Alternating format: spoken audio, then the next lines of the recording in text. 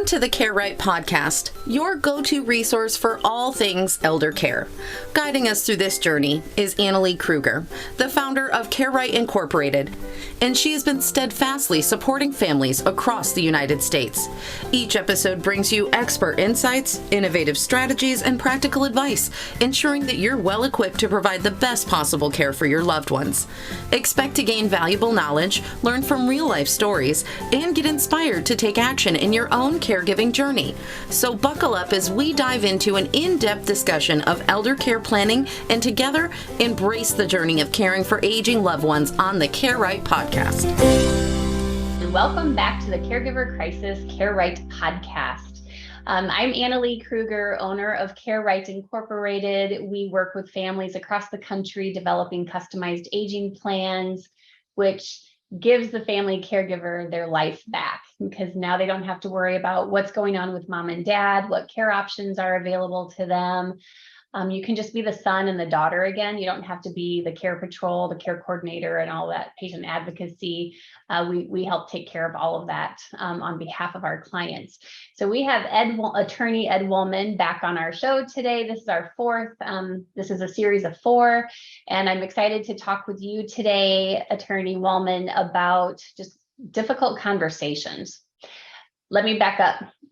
Attorney Wollman is here in the Naples, Florida area. So some of the things that we're going to talk about might be him specific, like your firm specifically as well, but also just kind of in a overview of kind of what Florida law as well. So the question I always get asked is, when is a good time to start having these conversations about, the what ifs of aging?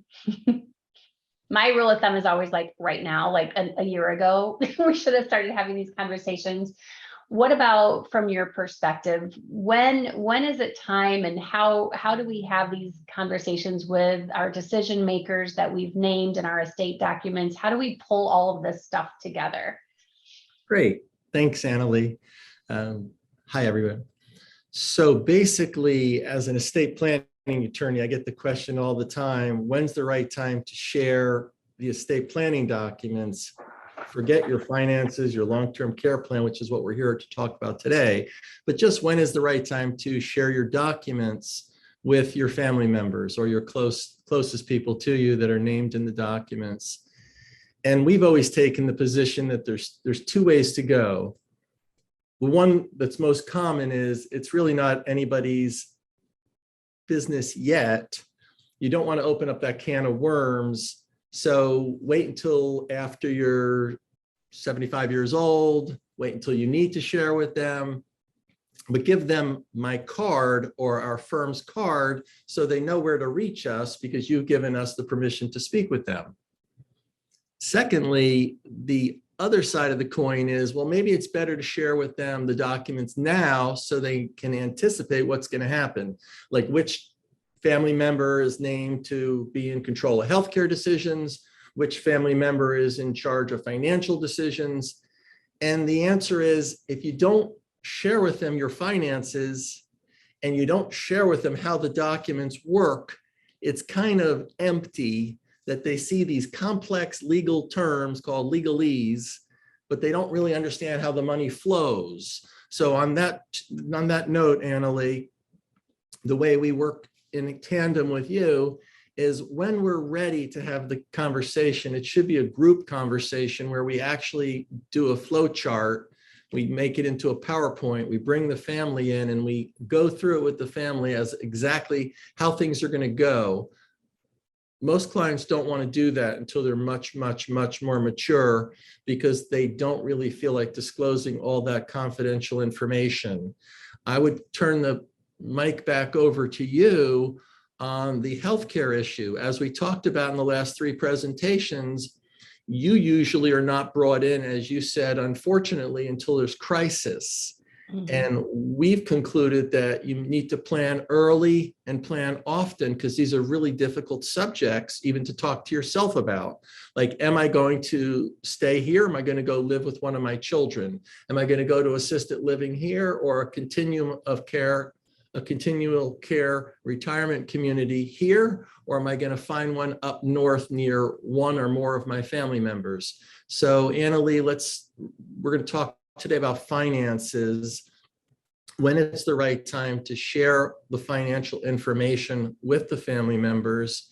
And I know you normally are not brought in until crisis, but you have a whole program called the planning process. Part of the financial planning process is this elder care process.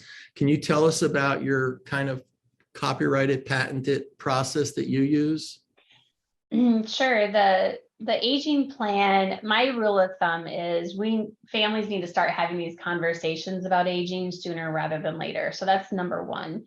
Number two is I believe that if you have named your son or your daughter or someone, if you've named someone as a power of attorney, whether healthcare or finances, you need to actually have conversation with them about so for healthcare, what are my wishes as I age, or if I get sick, what specifically are my wishes? If you've named someone your financial power of attorney, they need to know what you have in place, like long-term care insurance and those kind of things. What money you have, who's your financial planner, who's your attorney. Like, we need to start talking about these things sooner rather than later, because when you talk about crises, that's usually when families come to me, although I wish families would be brought to me sooner and families would find me sooner when they are in that sweet spot of planning ahead, because when they come to me, it's in crisis mode and family relationships are strained all across the board. This is often when there's been a hospitalization or a new major diagnosis, like a stroke or dementia or cancer or some rare disease. So now the family is emotionally reeling from this hospitalization or this new diagnosis. And then here I come along, bebopping into their life and going, okay, so who's power of attorney? And they're like, I don't know. Or maybe they just found out that they're the power of attorney. And now they're having to make big decisions. They don't have any tools. They don't have the tools they need to do their job as a power of attorney, right? So how can you expect someone to be your power of attorney if they don't know what accounts you have, what passwords, what bills come out of which account, who the financial planner is? So that's one of the things, one of the aspects of the aging plan is we need to start talking about this stuff sooner rather than later. You don't want to be trying to, as adult kids or whoever the power of attorney is, the worst time to try to figure out what those next steps are is in the stage of a crisis. Mm-hmm. Yeah, even something as simple as planning for a funeral, if you do pre-need and you've paid for it ahead of time and you've written down either revocably or irrevocably with the funeral parlor what you want, it's going to take a lot of stress off, because funerals are extremely expensive and you don't want to be in a sales mode. You don't want to be talking to a salesman when you're in the grief stage. So even pre-need is really important as well to talk about with yourself, your spouse, your children, or your closest relatives. So let's talk about the cost of care. There's a myth that if I go to a facility, it's very expensive. But the reality in my 35 years of experience is that if you stay home, it can be very expensive. Once you need around-the-clock care, that is 3 shifts of 8 hours at around $25 to $30 an hour or more. It comes out to over $20,000 a month in addition to your regular household expenses. If you go to a facility, you have assisted living at 6 or 7 or 8,000, sometimes a lot less. Sometimes it starts at 3,800 to 4,200, and then depending on the care level, and then a nursing home is double that. So, how do you approach that? Am I going to stay at home? Can you afford to stay at home? Conversation. Yeah, so that's so in our aging plan packages and our crisis management packages, it is me facilitating their family meetings so that they can make informed decisions, because oftentimes families assume that someone else is going to pay for this care, right? They think, oh, Medicare is going to pay for everything. Well, no, it's not.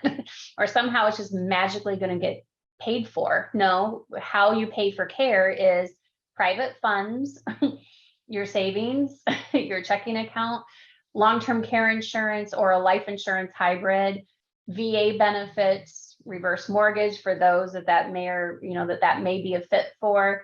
But that's how care is paid. So when families come to me, they often don't, they're so misinformed that's why I have to spend so much time educating them so they can make informed decisions. Because if they think, it just makes sense. If you're making decisions off of poor information, you're going to make poor decisions. So if you're going into this aging journey and you're thinking, well, I'm going to age in place at home and Medicare pays for everything. Well, you have a rude awakening. And that's what these families do. They have a rude awakening when they're meeting with me and finding out, well, you could be paying upwards of 18, 20 grand a month. I have clients paying $25,000 a month to stay at home. I think we're giving a lot of really useful information. It's almost like, I wish I could have more information, or how do I get more information? I want to cover two things. One is how to contact you and myself, which will give out that information at the end of this short presentation. But also I want to talk about a trick to the trade. If you have to go to a nursing home, Medicare will pay for part of the first 100 days. And it goes like this. Number one, and this is a layman attorney's understanding, you have to have 3 days admitted in the hospital. What they're going to do to trick the system, which is bad, is on the first day, they're not going to admit you. They're going to keep you there for observation sometimes. If they do, that doesn't count as the 3 days of admission. We talked about this in a prior presentation. So the trick to the trade is you must have 3 days of admission before you can obtain the long-term care piece of the benefit at the nursing home. So what they'll do is they'll send you to a rehabilitative center, which is usually inside of a nursing home, and they do wonderful work, and they're happy to have you because they get paid a lot of money. But they only get paid a lot of money if you're there for rehab. And Medicare will pay 100% of the first 20 days and then 80% of the next 80 days until you plateau. Once you plateau, you get kicked out. You don't get kicked out of the facility, but you got to pay privately. Is that about what your knowledge is? Yeah. So up to 100 days, because a lot of families, when I meet with them, and this has been because I've been in this business for 30 years, families think, oh, Medicare will pay 100 days. No, the only way Medicare pays 100 days is if you still have a qualifying skillable need or skilled need. So that's like feeding tubes, stage 4 skin ulcers. I mean, like, you have to be a medical wreck for Medicare to continue to pay that full up to 100 days, because every week you have to, the therapist they communicate with Medicare or with your insurance and say, okay, this is the progress that John made this week, and then it's insurance, so they'll decide each week, okay, yep, you still meet criteria. So that's one thing. And when we talk about a qualifying hospital stay, you're absolutely right. You have to make sure, if it's you that you're advocating for you, or if it's your family member you're advocating for, you absolutely need to find out if you are admitted or if you're in observation status, because Medicare looks at the midnight rule. So your head has to be in bed, of the hospital bed, 3 consecutive midnights on admission status, because if you're not, then they say, well, you need to go to rehab. You pay for rehab out of pocket. That can be $500 a day. So why this is all interesting, because it's kind of an aside, is just to know that rule and remember that rule. Because a lot of times what people want to do out of guilt and necessity and an appropriate ethical moral judgment, they want to bring their spouse or their significant other or their parent home.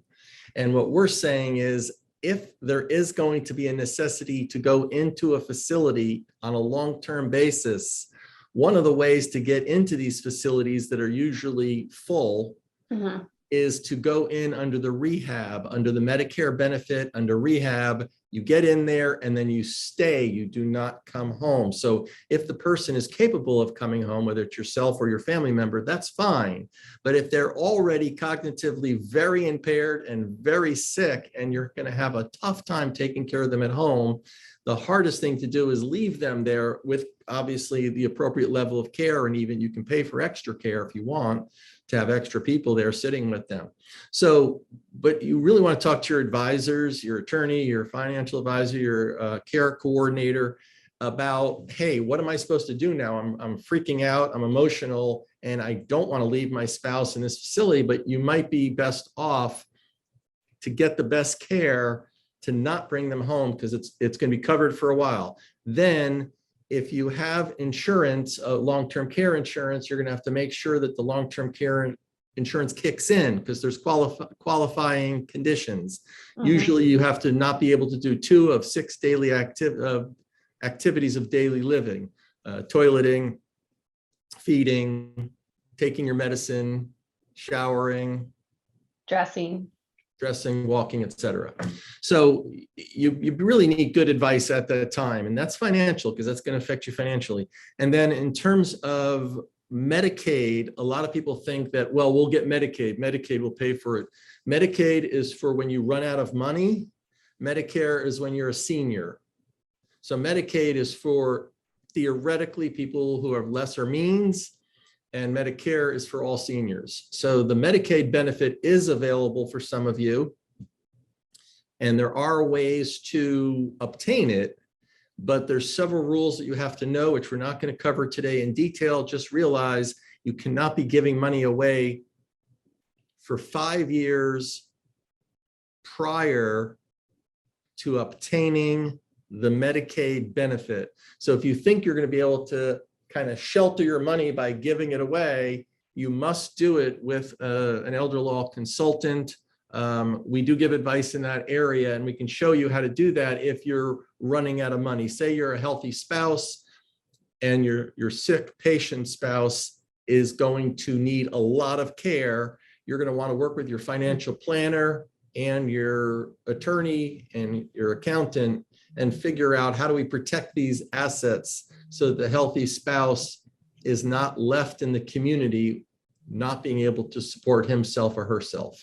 But that's another story for another day. Most of you will be able to privately pay, and you'll probably choose to stay at home. And that's when we get in that round-the-clock care at $20,000 a month. So we need to make sure you either have insurance or you have enough money to set aside to cover that care. They say the average stay in a facility is 3 years.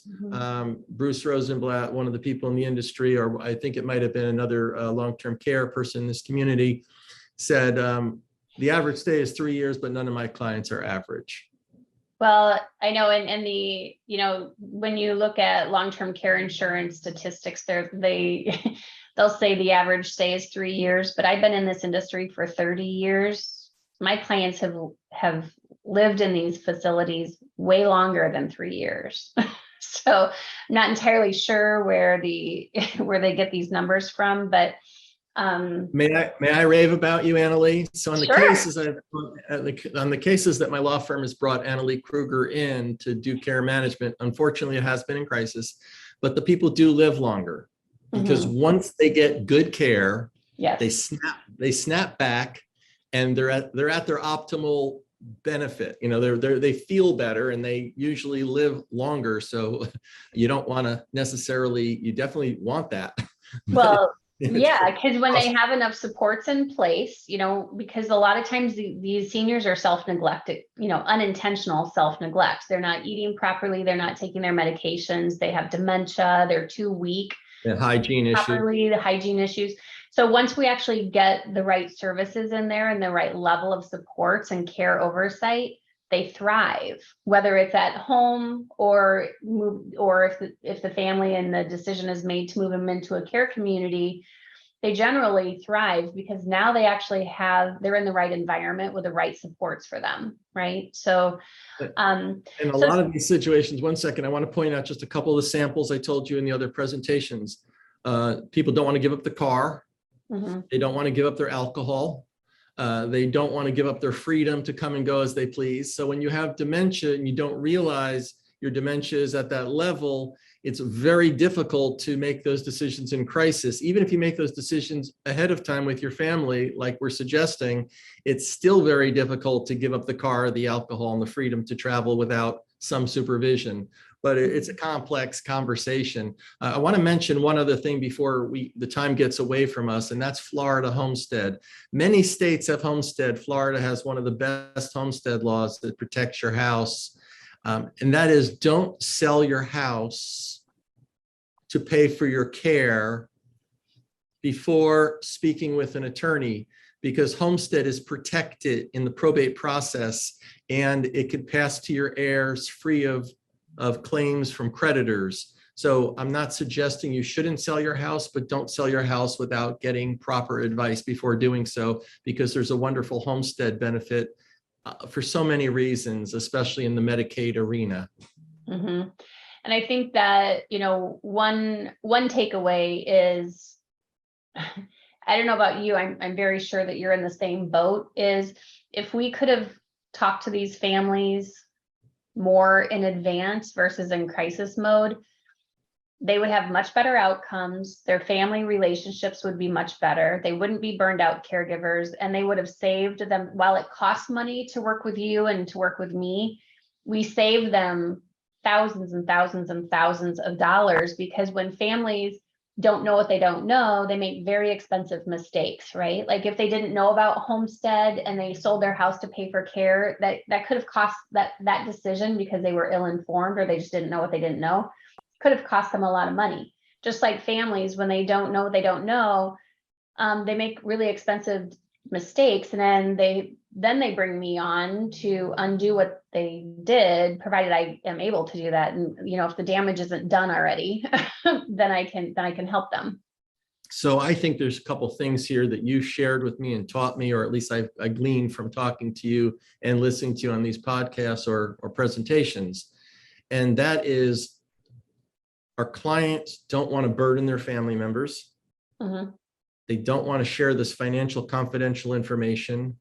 They're not ready to make long-term care decisions, and they feel embarrassed or guilty or upset about the whole process. So they kick the can and just procrastinate.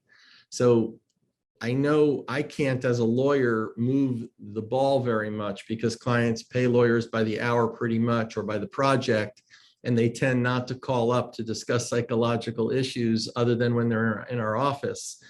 You, on the other hand, that's basically a big part of your accomplishment, is to help them understand that you need to have these difficult conversations. Mm-hmm.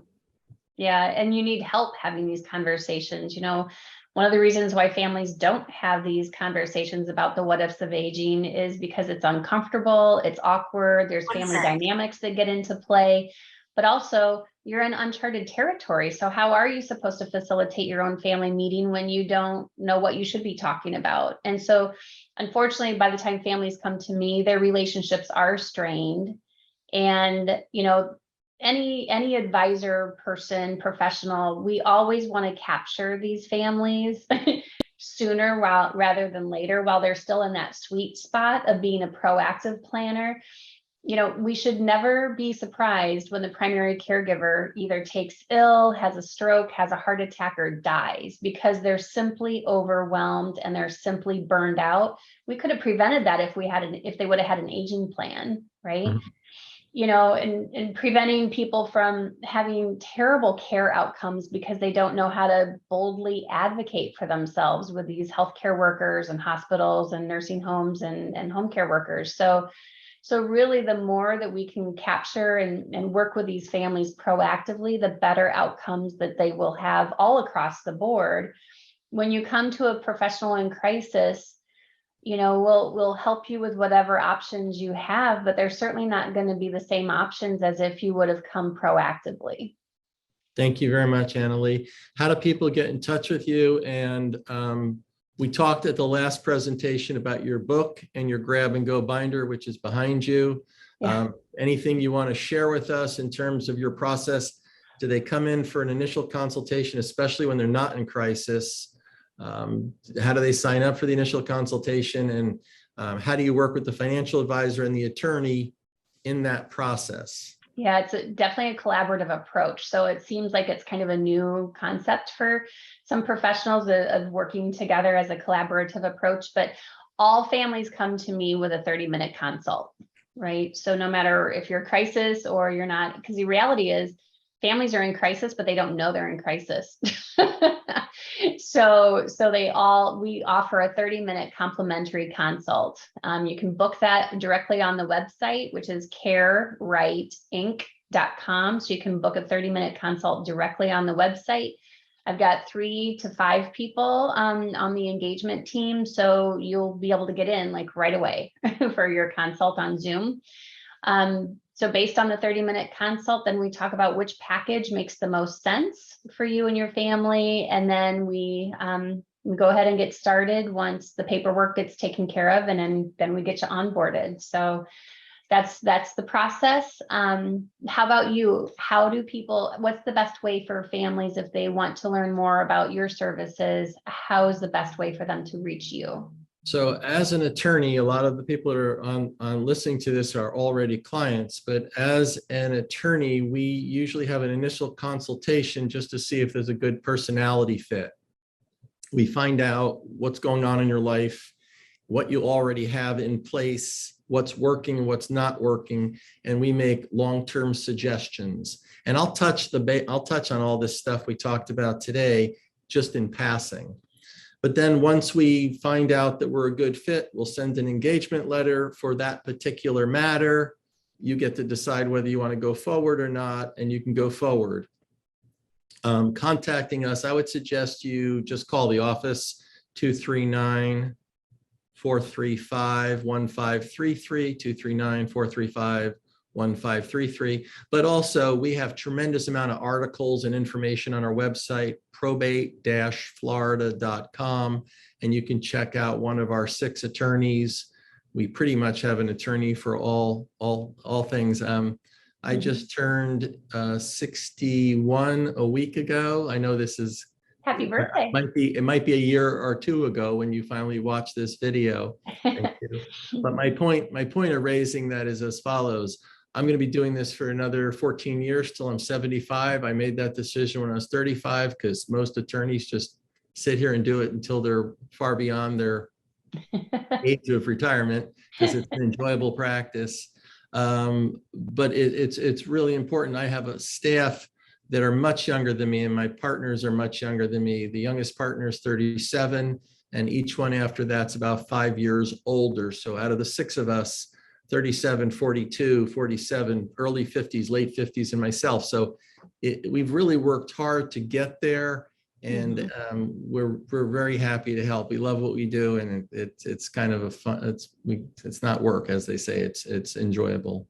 Well, and your clients are very, very, very happy with the work that you and your team do. So they rave about you because we have mutual clients and so forth, and they rave about the services that your team provides them. And that's why you're in the same situation I am. We don't have to necessarily advertise because we get word of mouth referrals, and that's the best way to grow a business. And one thing I've learned over the years is when we do make a mistake, the first thing you do is, take responsibility and fix it. So, we're not perfect, but we do strive to be excellent. Yep. Thank you very much, Annalee. You have well done. Good day. Yeah, thank you so much. Take care. Bye-bye. You too. Thank you for tuning in to the Care Right podcast. We hope today's discussion has provided you with valuable insights. If so, don't forget to like, subscribe, and share our podcast with others who might find it helpful. Remember, Care Right is more than just a podcast. It's a community dedicated to supporting family caregivers with comprehensive care planning, crisis management, and resources for every stage of aging. Stay connected with us for future episodes as we continue to explore essential topics in aging planning, elder care, and financial planning. Until next time, take care, plan wisely, and remember, you're not alone in your caregiving journey.